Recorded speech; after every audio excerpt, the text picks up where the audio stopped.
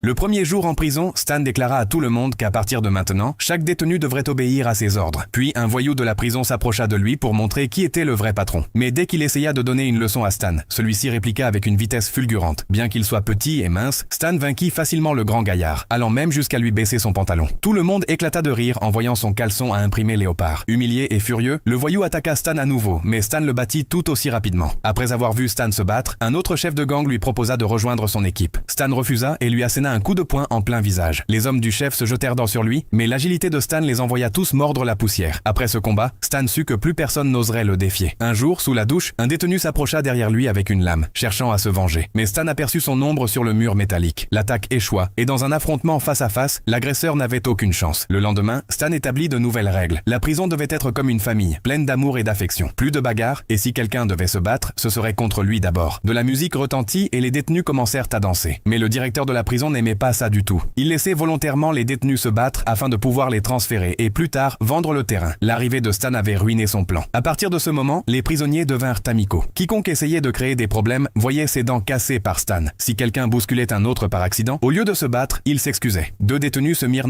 même à partager la même glace. Un prisonnier écrivit à Stan une lettre disant que, grâce à lui, l'intimidation avait pris fin. Le directeur vint voir Stan avec une proposition. S'il arrêtait d'empêcher les bagarres, il obtiendrait une libération anticipée. Désireux de revoir sa femme, Stan annonça le lendemain que toutes ces règles étaient annulées. Sans lui, les bagarres reprirent. Pour sauver leur honneur, les prisonniers étaient forcés de se battre. Le directeur en était ravi. Puis Stan découvrit le véritable plan. Dans 2 jours, des inspecteurs viendraient et le directeur comptait provoquer une émeute pour que certains détenus soient abattus, que la prison ferme et qu'ils puissent vendre le terrain.